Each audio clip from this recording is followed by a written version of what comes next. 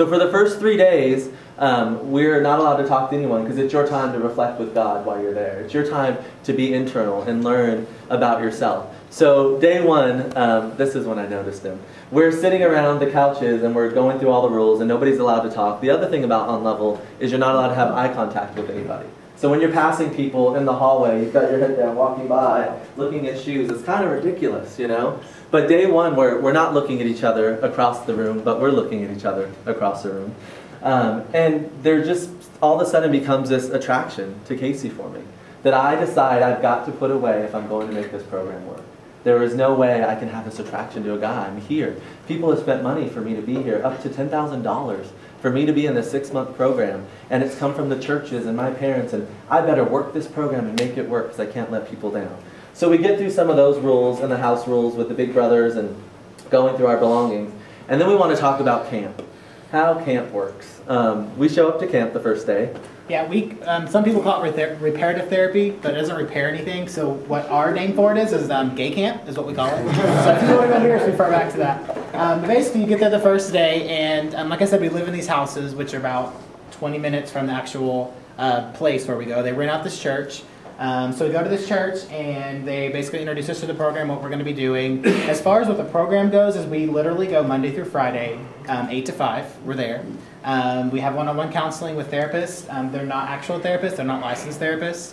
My counselor had been a drug addict, and he had gone through a 12-step program, and he got his degree in theology. So I guess that qualified him. I'm not sure. So he basically was. Most of the counselors there had never even. They weren't gay. They hadn't dealt with these attractions. Like I said, they weren't licensed, and so we have to go through these one-on-one counseling sessions with them. We have to do group therapy, where we're all in a group talking. We have. Sometimes at one time they made us go hiking, which I'm not an outdoors guy, so I absolutely hated it. But it made you more manly. It was funny because Larry and I brought good clothes because that's kind of what I'm into fashion, and so is he. So we had to literally go and buy grungy clothes to go hiking in. We also had what's called CHR, which I'll let him get to because it's very interesting. So they have this thing every morning. It's called Courage, Honesty, and Respect. And it's supposed to teach you, because you're gay, you must not have any courage, you must not be honest, you must not have any respect for anybody. So what we had to literally do in this group session every morning, all the counselors, there were about 8 of them that were there, including John Smith, who was the one of the guys that was running the organization, would be in this room, and they would sit our chairs in a circle. And it was an opportunity for me to stand up and use my courage to call somebody else out on. So, for example, one of the ridiculous rules were that when you went into the bathroom and closed the door, because there were doors on the bathroom, you had to set an egg timer for 15 minutes. Use your own imagination what you could do in 15 minutes, but 15 minutes was all you had in the bathroom. And if Casey, for some reason, the egg timer went off and he didn't open the door, it would be my opportunity in this circle in front of everyone to say, Casey, I need to tell you something. And we would face each other, and he'd have to stand up straight and put his hands down to his side. He's not allowed to respond to whatever I say for 24 hours. He has no response he can make, and I would say, you know, Casey, I really want to be here to hold you accountable, and you know, your egg timer went off and you were in the bathroom for about 5 more minutes. And Casey would look at me and get these really cute red cheeks. They get all red, and he gets all nervous and embarrassed, and he would not be allowed to say anything. But oh my goodness, if we could tell you the things people called you out on throughout that time, it's absolutely ridiculous. There was no courage, no honesty, no respect. It's not real world. How many times have someone said something to you and disagreed with you, and you're not allowed to respond to them for 24 hours? You can say nothing to them.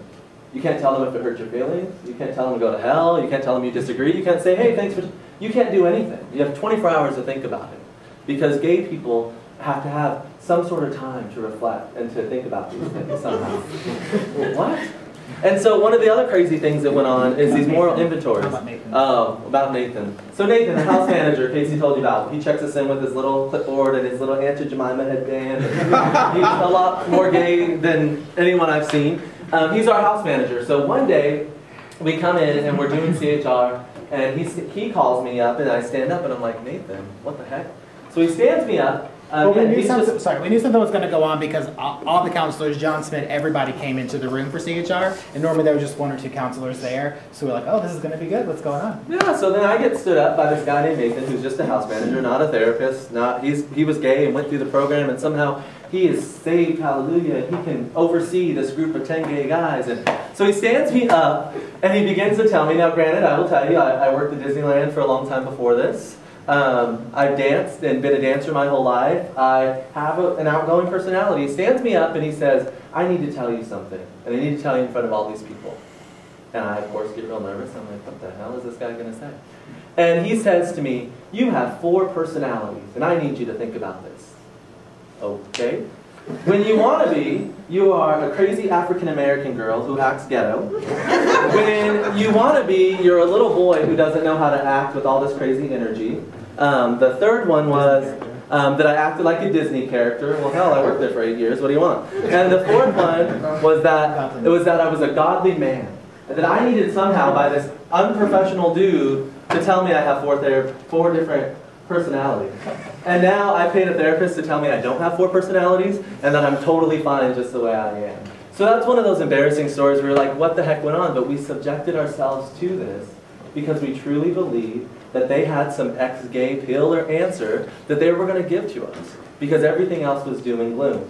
One of the really negative things that happened there were these things called moral inventories that we used to have to write. And they used a 12-step program to try and get you to overcome homosexuality with Jesus Christ. But one of the things they did was they had us do moral inventories, which is basically we had to think of a time that either we had sex with somebody or we viewed inappropriate material or whatever it may be that was a sin, and we had to write about it. And it had to be a specific instance. But we couldn't use any word like sex, we couldn't use porn, we couldn't use alcohol, we had to use therapy words, and we had to basically describe what we did. Then we had to go into 3 feeling words before we did it, like what we felt, like I was feeling tired, or I was feeling excited, or I was feeling angry, whatever. And then we had to do 3 feeling words of during we're doing it and what we were feeling during that part. That kind of was spiked my imagination a little bit. And then afterwards, it was how we felt after. And sometimes I wanted to say I felt great after, I felt wonderful after, or whatever it may be. And then the counselors would have to then basically grade it. So you'd submit it, and then they would circle feeling words that they say these probably aren't correct, these probably aren't, accurate, because they know what we were feeling during that time. And it's crazy because they literally would tell you that those feelings were wrong. So, for example, it might be, a time I would like to describe to you today is a time that I went to an inappropriate bookstore. Why I was at the inappropriate bookstore, before I went I felt tired because I had worked all day, and I was sad because my friend didn't call me back. And during the activity, I felt great, it was exciting, and it was enthused, but we couldn't say that. You had to then all of a sudden take this past experience and rework it into something that fit their mold. You weren't allowed to be who you wanted to be.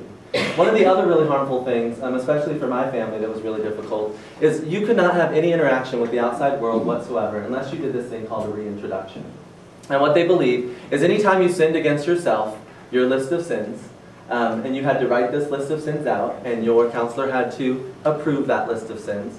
If I wanted to have interaction with my mom and call her one night, I had to first of all get permission to do that. Hey, can I call my mom at 7 o'clock? Yes, with a counselor present or a house manager present. So again, they're watching your every move.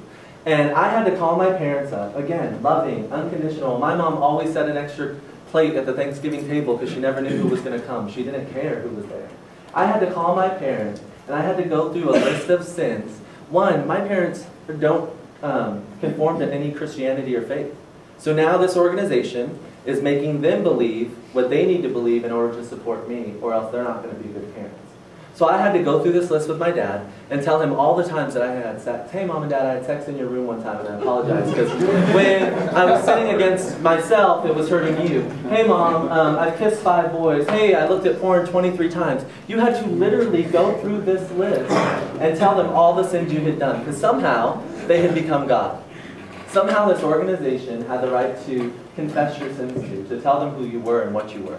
And my dad, during that conversation, my counselor had to be there, said to me, Larry, why the hell are you telling me this? And I said, Dad, because I want to talk to you again, and if I don't, I may never get out of here. And it was the truth. I had to now expose my family, who always loved me unconditionally, to this craziness that they called somehow reparative therapy.